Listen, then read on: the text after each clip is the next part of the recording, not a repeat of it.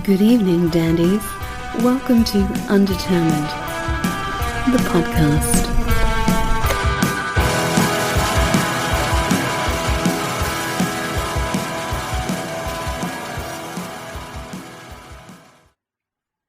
Yeah, you popped in on us talking about worrying about our kids getting driver's licenses.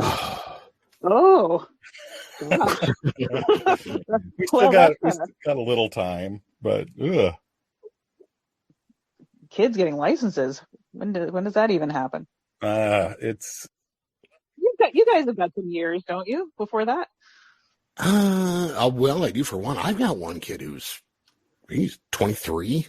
He's 23. Oh, yeah, but my youngest is like 14 now, so that's okay. coming soon. Do they still teach driving in U.S. High schools? They do in some states, but not all states. So are you still in Vancouver? You stay up that way? Yeah. You haven't migrated down here or anything yet for? No, I only know about driving lessons in high school from watching Buffy the Vampire Slayer. I did take driver's ed in high school. There you go. Yeah, we don't have that in Canada, so. Oh, really? Huh. Yeah. Yeah, we had it in Illinois. I live in Missouri now. Matt lives in Missouri. He's in Kansas City. Right, okay. I'm in Columbia, Missouri, college town, USA. So, yeah, it wasn't required here in Missouri, though, was it, Matt? I don't think, no. I think it was like an optional thing, you could do. But, I mean, you still got to pass the test and stuff. Yeah. Yeah. Fun stuff. Yeah. So, anyway. Welcome. Thank you. Yeah, as I said before, we've been trying to put this together for a little while, and we are more than pleased to speak with Maya Miller from the PAC AD. Yay! Amazing group. I just love everything you guys do. Oh, thank you. Yeah, I've been turning on you for quite a while, and it's a pleasure to meet you. For sure. And likewise. Yeah, man. And I can tell you one thing. Anybody who thinks that touring in a rock band isn't a hard job should be looking at your tour schedule and what it's been like for the last 6 months to try to get you on. Yeah. You just got back from Europe, is that right? Yes. Yep, yeah. We did a tour in Europe, and we did a whole whack of shows in the U.S. Unfortunately, nowhere in Missouri this time around. We haven't been for some time, but maybe we'll just have to the next one. Yeah, if you need help finding a place in Missouri, we would be glad to introduce you to some people. Oh, yeah. I will take that and tuck that into the part of my brain that keeps track of those things. Awesome. Sure. Yeah, we'd love to see you. You're our first Canadian act that we've had on. We've been doing this for a while. We've been meaning to break into Canada, and I'm glad you get to be the first. Well, that feels very special indeed. Thank you. Yes, our first Canadian. Yeah. You guys got a lot going on there with the, getting the day off on Monday. And, yeah. Well, I mean, there's so many mixed feelings about that one, but not everyone gets it. I mean, I can decide if I have a day off or not have a day off. Sure. I don't work it's not even they haven't made it a holiday per se, but they've just sort of made it like schools will be closed and government things. Maybe I shouldn't be saying that. Are you supposed to say that outside your own country when the government is closed? I don't know. It doesn't matter. We do it and shut it down for months at a time. So there you go. People figure it out in the news. Yeah. They're like, oh, yeah, America's closed. Exactly. Yeah. I wondered about that even, after this happened. And it was like, would we even close schools if like a president died this day and age? I mean, I know like thinking back to like the Kennedy assassination, things like that. It's like, Of course, that was a different story. The country was in trauma, Yeah. But, yeah. Again, if a president dies of old age, do we just, they probably just like suck it up and get to work, America. Yeah. I mean, that's what they'd probably tell us. I don't know. I mean, I know that like I'm Canadian, but the sort of monarchy has not really been present in my life. So it's like, I don't know, it's kind of weird that we're still sort of a part of that somehow. But anyway, I know it means a lot to some people. Yeah, and I've wondered that, like, how does it feel there as opposed to like here? I would imagine it's a little bit more like it would be in the U.S. than it would be in like the UK. Yeah, I mean, I think that, I mean, obviously people are lining up for days to, or whatever, hours or whatever it is to get a view of the casket, which is just bizarre to me. But yeah, I mean, it's a different experience for them. More of a generational thing too, you think there? I would think so. Yeah. Like, it's not on my radar. Right. But yeah. In case anyone doesn't know what the hell we're talking about, the Queen died. The Queen died right away. Yes. The Queen is dead. It's now officially a real Smith song. Right. So. Long live the King. Long live the King. Oh my God, that's just so weird. Or whatever they say. I just wonder if we're going to get new money. Yeah. Like, what's going to happen with that? I mean, so. She's been on really everybody's money for so long. Gosh, that'd be a big pain in the ass. I'm sure they've got like a contingency plan for all that. They've had plenty of time. Yeah, actually, you know what? I'm not even remembering my own money very well because my money doesn't have her on it. I haven't looked at the cash for a while because everything's tap. So anyway, I can't even. Maybe she's not even on our bills. We have hockey players on our bills. Yeah. Oh, really? Oh, that's cool. Yeah, we don't get that. And all of our presidents are dead. No, it's all the same color, and our money's so boring. It is boring. It is boring. Bunch of dead old white guys. That's not going to change. We've been trying to change that. A lot of people have anyway. Yeah. Your change throws me off occasionally. I'll find it in my pocket, and it looks like American. Oh, yeah. Your quarters sneak into our rotation as well. Yeah, all the time here, or pennies. Oh, wait, there's a maple leaf on that. Although, wow, we're really digging deep here. We are. We're phasing out the penny. So that's smart. Yeah, I would imagine it's only a matter of time here. It costs more to make them than they're worth now. Yeah, exactly. Yeah, it does. But so many Americans are just so used to it, and they wouldn't round to like a 5 cent piece. They just couldn't handle it. So we spend more to make pennies. Break them. Yeah. Right. Yeah.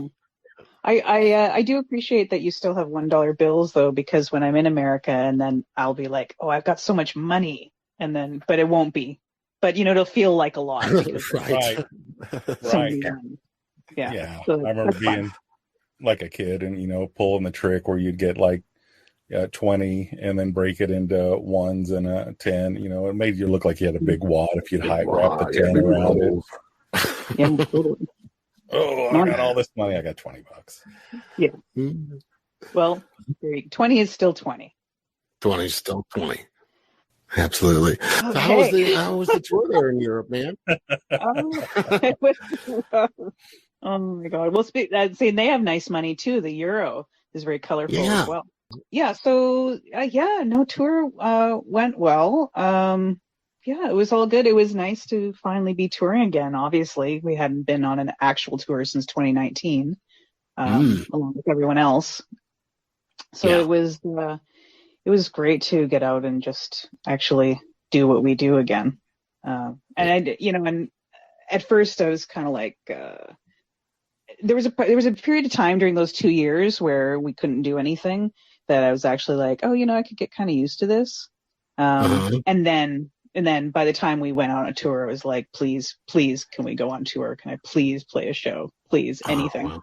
And it was really great to do. So it was nice to sort of have my career back, as it were.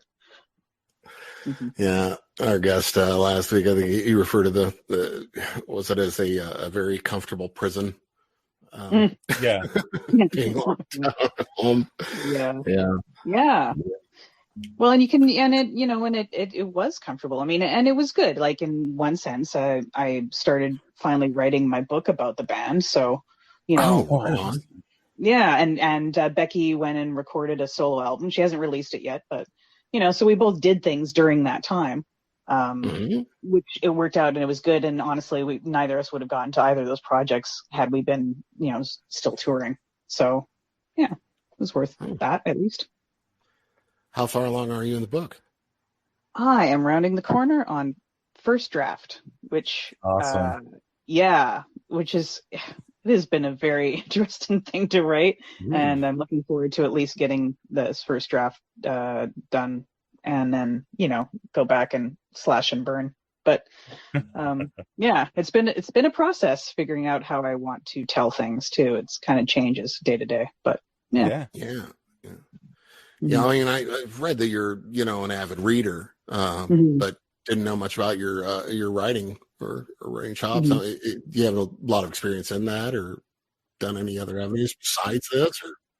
Or? Well, before I was doing the band, my focus was writing and directing. So so I was focused on trying to sort of get a consistent career writing in TV or film, and so I mean, it was up and down. I got a lot of grants for feature films, and then I was, competing to write other things. And my big claim to fame for my own self is that it came down between me and one other person for writing Hellraiser 8. And I didn't get it, and I was so close. So that would have been cool. Yeah. So I mean, but in terms of I haven't published a book or anything, just self-published poetry. But so it's writing is something that I do, but it was never a career prior to the band. So did you? I mean, I wouldn't know where to start with something like a biographical depiction or anything else like that. Did you have any stumbling blocks or? Well, I mean, because on one hand, I sort of started writing it okay, I should be really factual. I think people want to know facts. And then I start getting into it. I'm actually, that's not what I want to know so much. If I was reading it, I want to read how I'm feeling about certain things. And I don't know, it's just some days I'm writing something and I'm oh, this has gotten really serious. And then other days I'm wow, why can't I stop making jokes? Which book is it? Right. And obviously it can be a combo of both, but it's definitely been an interesting process to not be to be working with real life as opposed to characters. So although it could be argued that we are characters. So sure. But it's what do you omit? What do you what do you leave in? What do you how much do I want people to know about me? So that's the other thing. I mean, I know what I can't let people know about other people, but what do I want to give? And so that's another thing. Yeah. I wouldn't know where to start. Yeah, not at all. I wouldn't know where to start with that. And and then you'd be afraid of how you're portraying. It's does this sound too egotistical? Does this sound too, or too self-deprecating or whatever? And people are going to. It doesn't matter what you do, or creatively, you can't stop someone from interpreting it their own way. Right. And that goes with everything, obviously. But it's sort of it goes on a higher scale of out of your control of how someone's going to take something. But I think that's part of the fun of it too. Is everybody can make their own interpretation of it and read it in their own way. I read a quote from, and I can't remember who the writer was, but he said something like, "I'm always glad when the critics have looked at something that I've written, so I could find out what I meant." Right.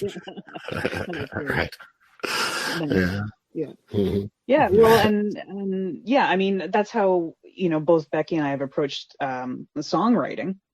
Is I know what I wrote about, and Becky knows what she wrote about, and then it's going to be completely different across the board what it means to people, and that's fun. I mean, that's what it should be. It's not definitive. Sure. Oh yeah.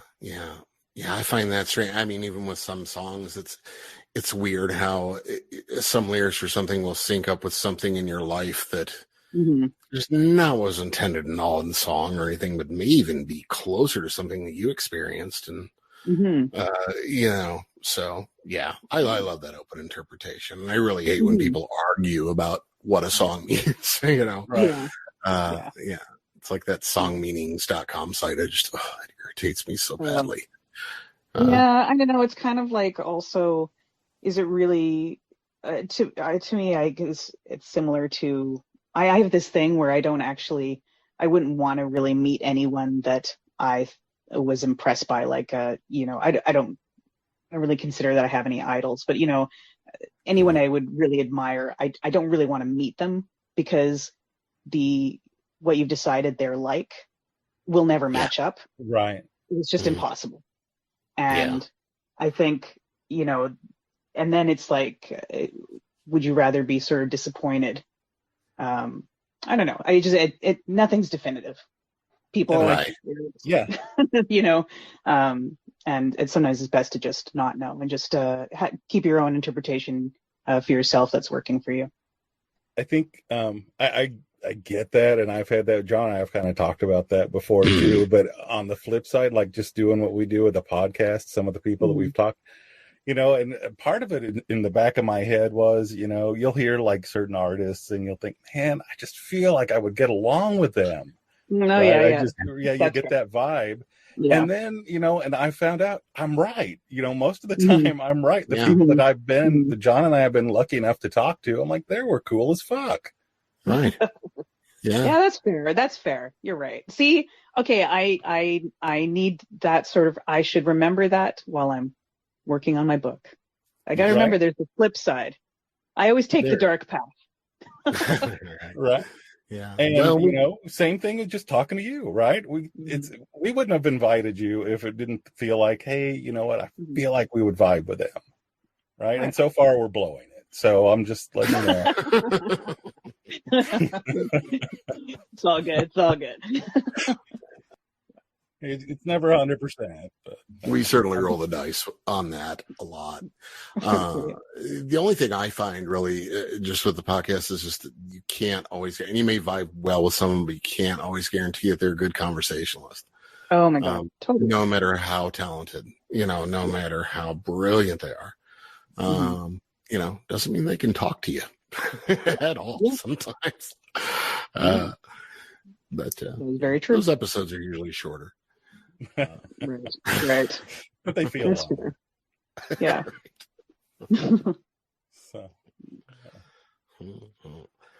So do you have any, I mean, as far as the screenplay writing or anything of the fiction, you were mostly a horror sci-fi fan. I think everybody, you know, knows that pretty well.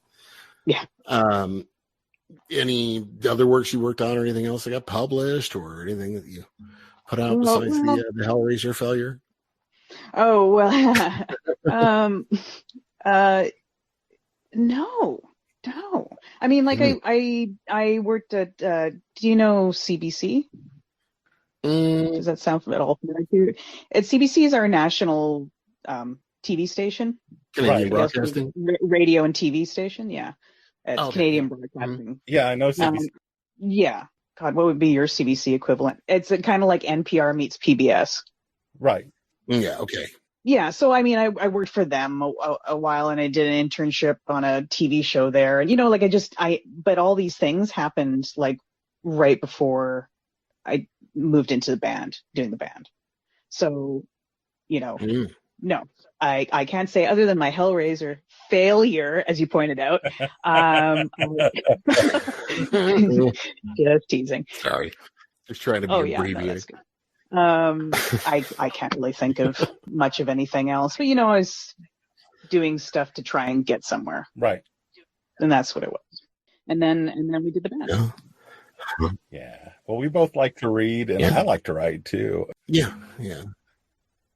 I'm always curious with the problem. I have trouble getting going with that, and I don't know if you have any tricks, because sometimes once I get going, I'm doing great, but it's getting going.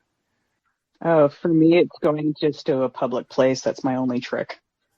I have to have noise around me. Interesting. But, yeah. I was going to say, actually, I have notable works that have been published because I've written songs. Yes, you do. So there you go. I did do something. That's right. Absolutely. A lot of songs that have been picked up by TV. Right. So there you go. And, so in a way, full circle. I wrote for TV. You did. Didn't even know it. So what else are you working on writing as far as music-wise right now? We're not. Right now, we're about to go and do a couple weeks of shows in Canada. And then we are taking the rest of the year off. And I think we're then going to reevaluate in the new year, and we might go back into the studio and record something. We're kind of testing that out. We weren't going to do that for a while. So I don't know. It kind of just feels like if we get together and feel like an inspiration's happening, Yeah. But basically right now it's to take a break after these shows because the thing is when the pandemic happened and everything was shut down initially, we released our album. It was Fun While It Lasted, and did not get to tour it, obviously. So this year was about touring that album. And we always said that we were going to take a little bit of a break after that album.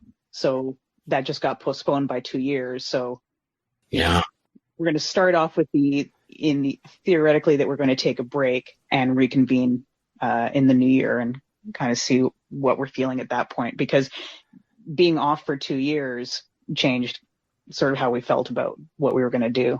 Oh yeah. That's why it's still kind of like up in the air, honestly, at this point. Yeah. That title alone had to make a lot of fans nervous. It did. I had to do so much no, really, we're not breaking up. I know it sounded so dire, and we've always tried to say, we're going to take a little break and, come and see us because we don't know when we're going to be back. And then everybody's like, that's it, it's over, it's over. And we're like, no, it's not, but we're being, I don't know, it's how do you say we're not stopping, yet we're not charging forward either at the same time. It's hard to explain. And then, yes, of course, when we title an album that's our own audios. That's on me. Yeah. Or something. Yeah. So what's kind of that Pack AD origin story? It's so boring. Actually. I just finished writing that boring part of the book. Yeah. So Becky and I met through a mutual friend, and then we were hanging out and with him and his brother, and someone at the time was like, we should start a band.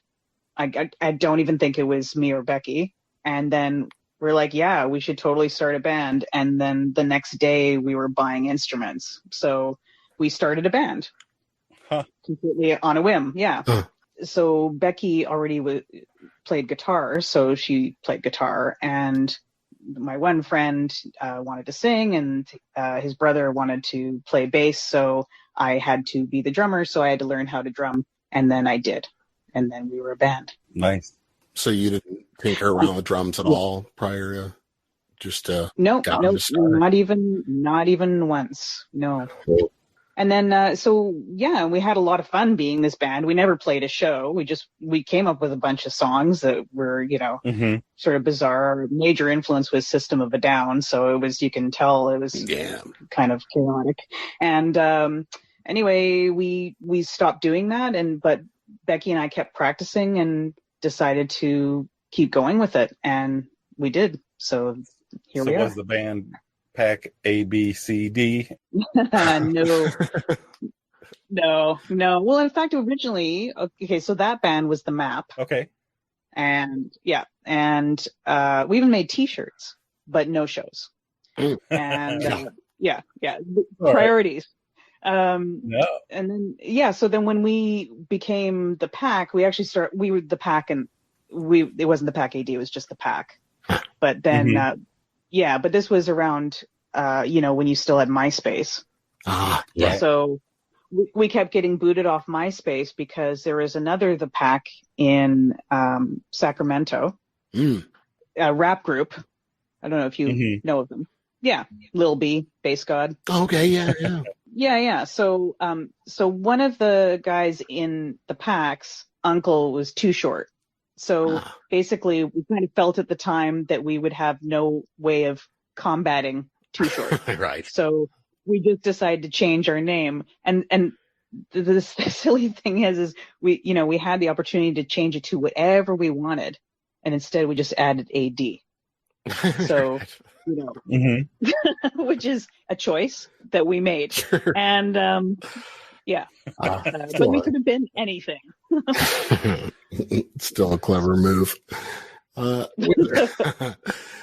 Matt and I talk about this too with a lot of Canadian groups, and we're into and stuff. It's like breaking the states. You wouldn't really think would be an issue, just having, just being right across a line, basically. You don't have to fly into the country or anything or reestablish business here. But did you find that like breaking the states was a thing, like a real significant thing for you, or was it just kind of a natural progression?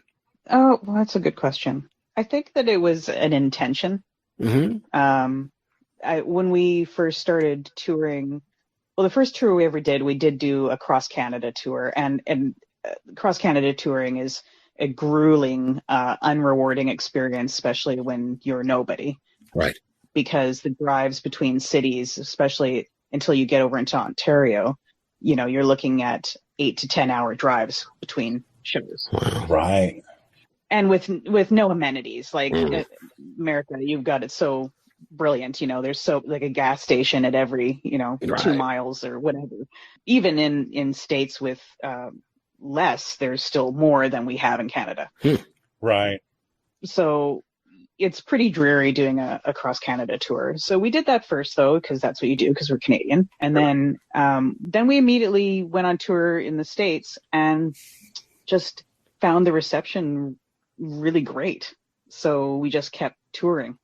And in fact, it wasn't for a few years, like we did that for a few years before we actually went back and then started touring Canada again. So we kind of built, I don't know, sort of a thing before we moved back to our own country. So I think it was intentional because it was rewarding. Right. Yeah. Well, Europe touring has to be a stark contrast to that, where everything's kind of packed together. Yeah. So you can do, but the thing is Europeans are not like Americans. And Canadians are more like Europeans in this way, but Americans will drive like up to 8 hours to go see a show. Because you guys will drive like across the state to see a football game. I think that's my theory as to why the driving is just so part of the, the experience or what have you. But Europeans won't do that. So we can play like a show in one city and play an hour away and have a completely different crowd. Huh. Yeah, that is interesting. Yeah. So you can be that close together. But America, people will travel around, and which is awesome. Yeah, they will. And I found like being a Midwesterner, because we're farther away from a lot of the stuff than if you go to one of the coasts, right? It's way easier to get to a show than it is in the middle. Yeah. And John and I both lived in Springfield, Missouri for a time, which is like the third biggest city in Missouri. So it doesn't get a lot of shows. You got St. Louis and Kansas City. They get shows. Springfield sometimes. Right. But when one came, people went fucking ape shit. Yeah. For shows, right? I saw people stage diving at Counting Crows. Oh, wow. Yeah. Adam Durrett. I wish I had that memory. That's awesome. Adam Durrett said to tell everybody to calm down. They were just so starved for entertainment. Fantastic. Yeah. That's great. But I first caught on to you all through the Letterkenny bump. Yeah. Okay. Yeah. Okay. Yeah. That first show. Quintessential Canadian show. Yeah. It's very Canadian. It's very Canadian. Very funny. And, but yeah, I had to go back after watching that first episode. I was like, Jesus Christ, these are some really good bands. And I had to, look at the credits and write them down and figured out a bunch that I liked, just from that series. But how does that go for selection for like TV? And, we don't get a lot of people who do like film soundtrack. Do they, somebody just get a hold of you and say, hey, we really dig your stuff? No, we actually have our albums with a couple different publishing companies that go in and pitch music to shows. Oh, I see. And then then all it comes down to is that if a show wants something, or a show approaches them about our music, then we just get final approval to go through with it. Wow. Yeah. So, that way we don't get any weird things where our music shows up in something terrible. Yeah. So you got to watch it first and say, no. But you just find out about the show. No, I don't think I've ever. Well, actually, there's been a couple things that's been like people's short films or something. But generally speaking, you just get sort of asked if this is if you're good with it, and then then it happens. But it's great. I mean, I'm glad to hear that you discovered us through that show. Oh, really? Yeah, I mean, things are the whole way we consume music now has changed so much over even the time that we've been a band. And honestly, one of the biggest ways that people discover anybody is through shows or, now TikTok and these are all, it's not radio. It's not. Right. No, I hardly listen to the radio, and I have a radio background. I have a lot of love for radio, but I don't listen to it anymore. No. Yeah. So, this is the way people discover music. So it's great. Yeah. And I think a lot of attitudes have changed about that too. I mean, we used to think that anybody who did a commercial or anything like that was just, wow, what a way to sell out, or, but not so much the way to get paid. Yeah, I know. Exactly. Actually, it's one of the few ways for some, or it can be a main way for a band to actually, make money. And I'm glad that it's not viewed as selling out anymore. Right. It's like, oh my gosh. Yeah. Yeah. And I think there's always been something to it that it's hard to consider a band to sell out when they don't suck. Yeah. That makes a big difference. When you hear it in an ad or something, you're like, oh, it's still a good song, I'm still waiting for a major, actually we've had a couple of really fun placements. Our song Haunt You was like the opening credits to football in South America for a year. like football, like, I don't know. I don't know anything about sports, really, not really. Yeah. I mean, I know some, but little. Anyway, so it was like their version of, I don't know, football night. I don't know. You have it in America. What's it called? Yeah, like Super Bowl stuff? Yeah, Monday Night Football or whatever. Yeah. So it was like a Monday Night Football thing, but in South America. Well, I mean, it's huge down, like soccer, I'm assuming. Yeah. It's huge. Yes, it's soccer, huge down there. Yeah. So some pretty cool things have happened. One of our songs was used in I think a Nike ad, but a Nike ad in South Korea. Oh, right. So, it's I don't know. It's kind of fun. So you're kind of like the Hank Williams Jr. of South America for. Oh my God, I wish. Are you ready for some football? Yeah. Yeah. Nice. That's wild. What was it like to hear something of yours pop up on something big like that the first time? It's very cool. It never stops being cool. It feels like, wow, we're somebody. Yeah. Yeah.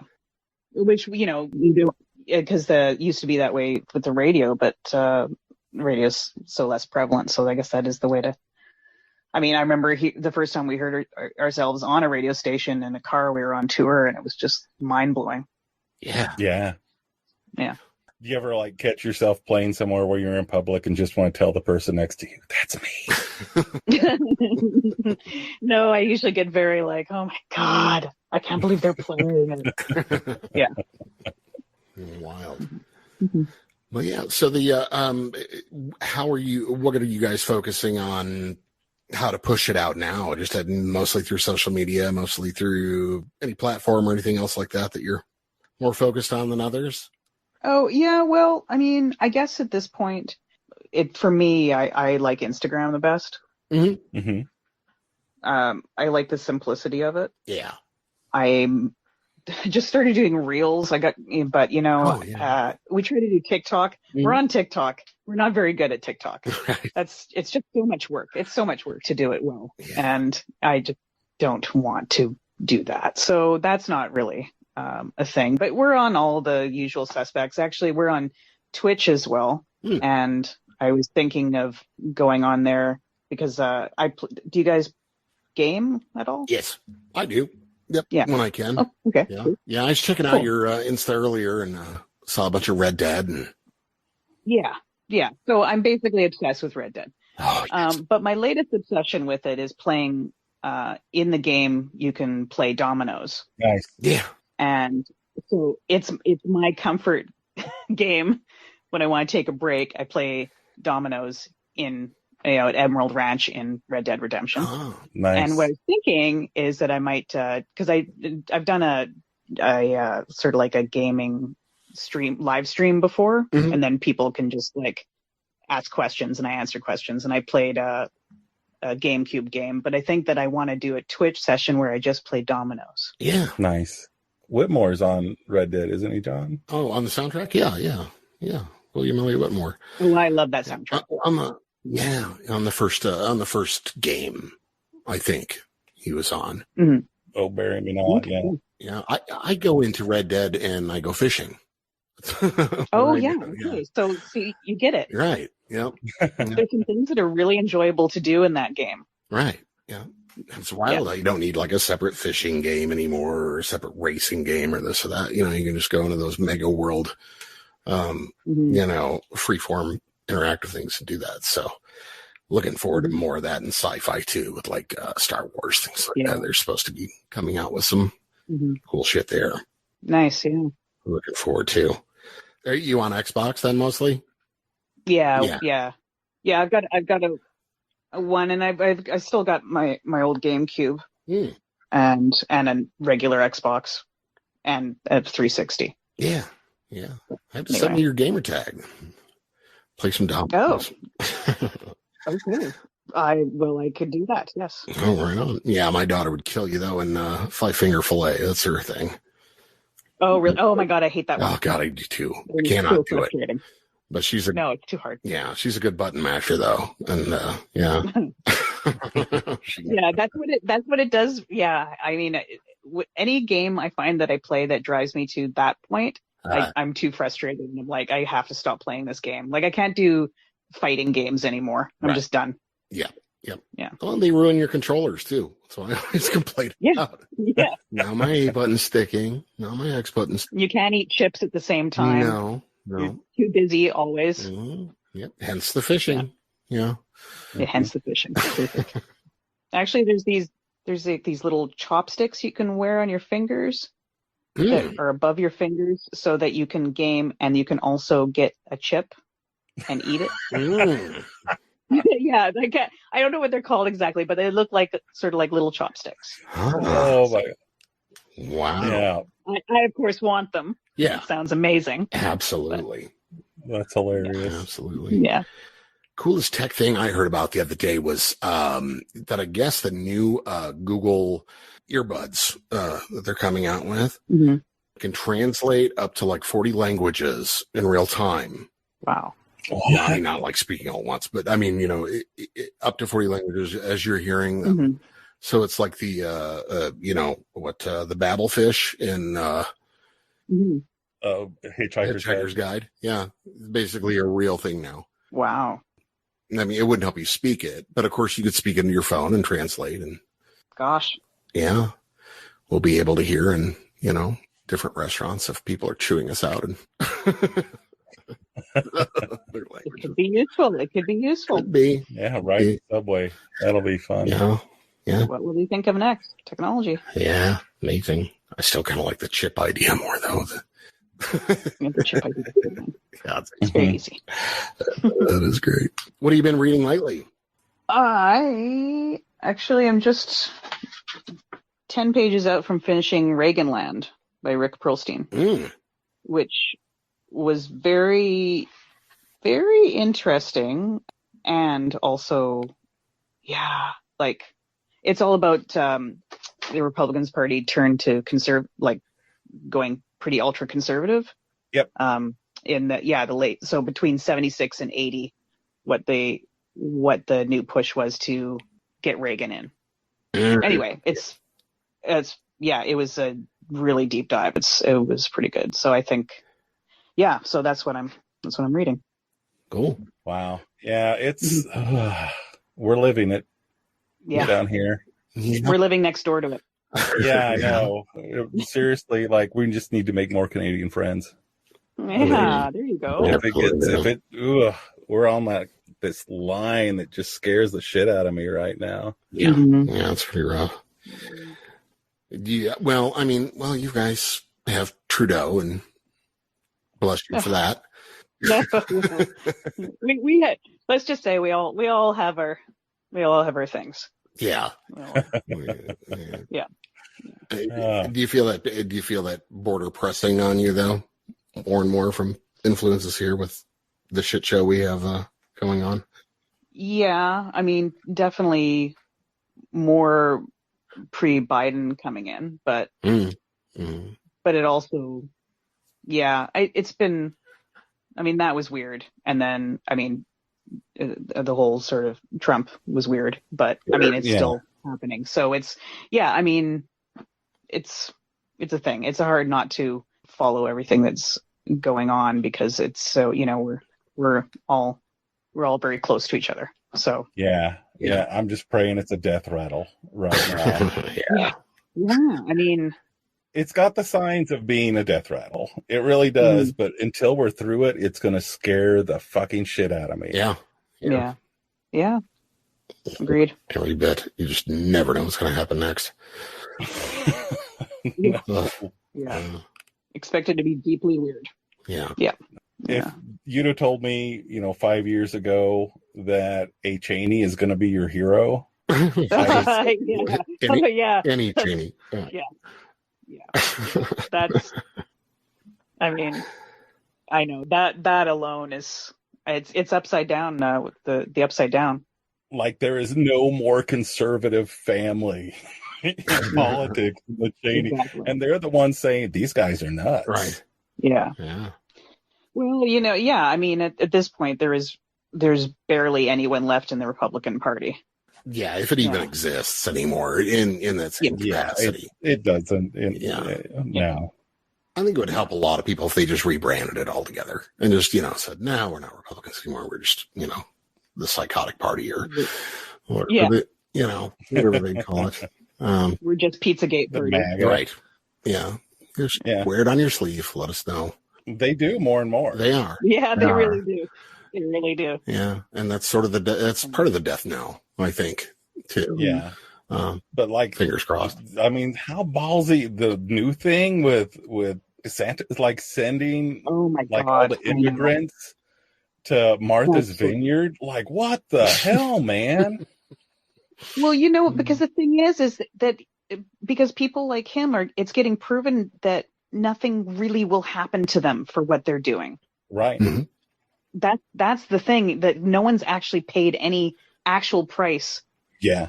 For any of these terrible things that have gone on. Yeah. And like, I just think until someone is actually, I mean, even Roger Stone, I mean, like, that Roger Stone is very much part of his book because he worked for Reagan. Yeah. Like, I'm reading, it's just so weird to read these names that at, however many years ago that was, 40 years ago, and still the same players now. Yeah. Yep. But I mean, until someone is actually, or until a bunch of people are actually really criminally charged or really sort of somehow removed from the ability to do anything, I don't see anyone stopping. They're just going to keep trying whatever they want to try because they're not getting punished. There's no accountability. Yeah, there's no accountability. Mm-hmm.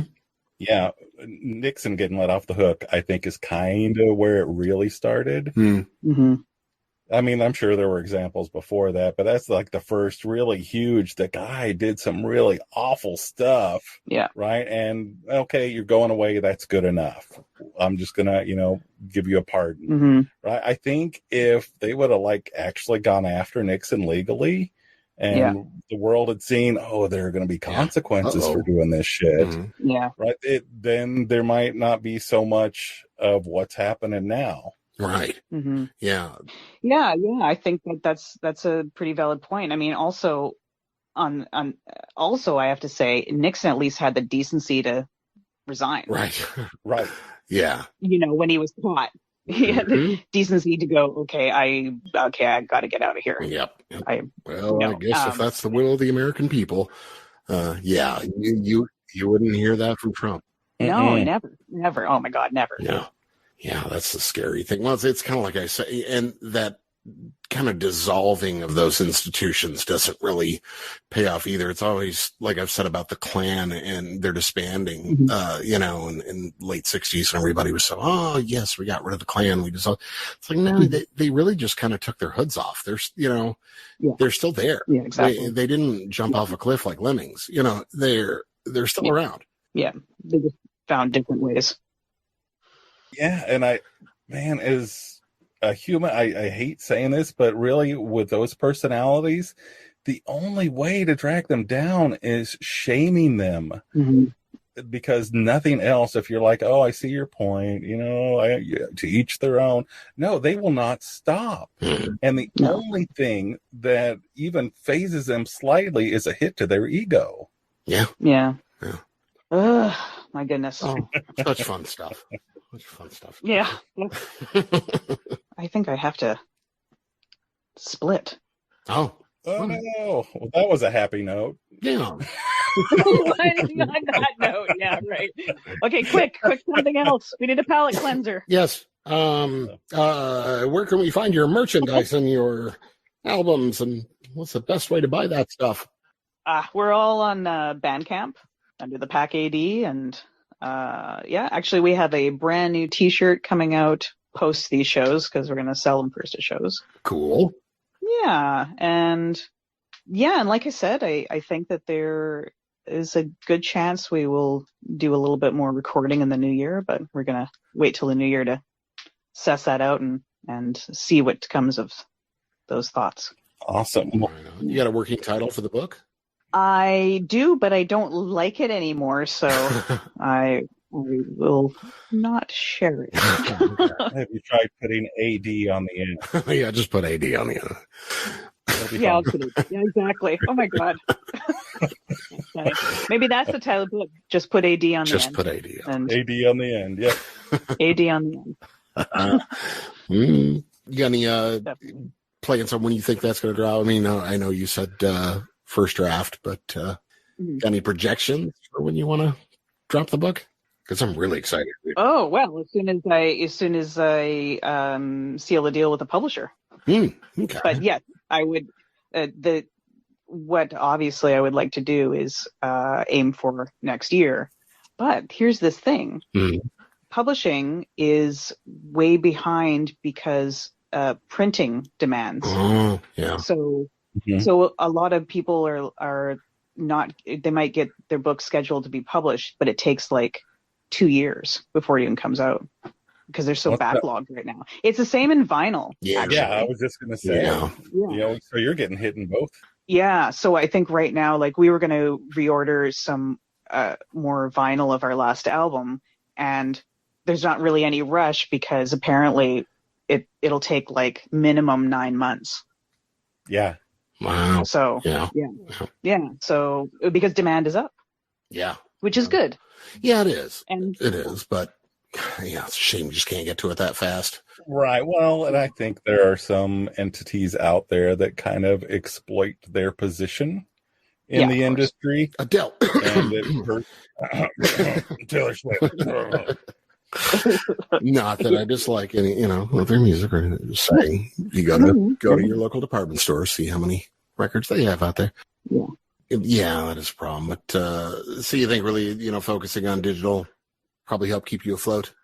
Well, I mean, I guess I don't know. It depends. We both really like vinyl. I mean, if we do another album, it's going to come out on vinyl regardless. Right. Awesome.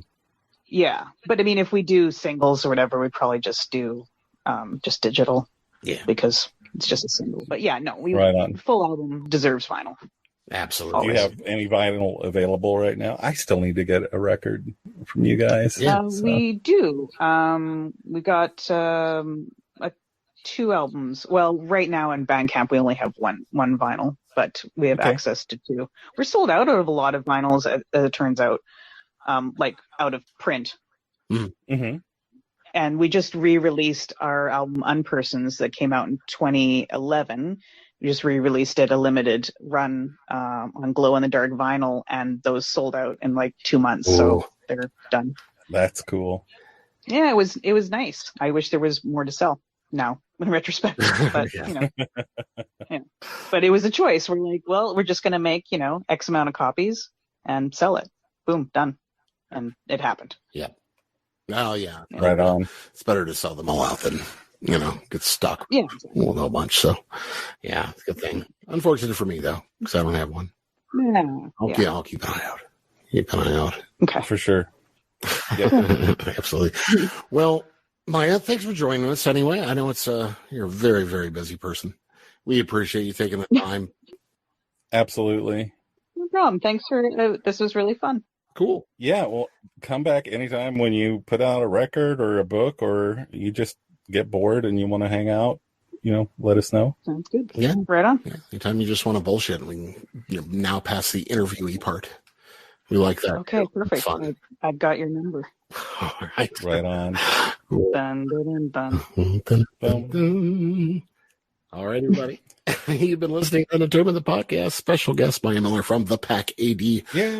Yay. Thanks for joining us so much. And thanks for listening, everybody.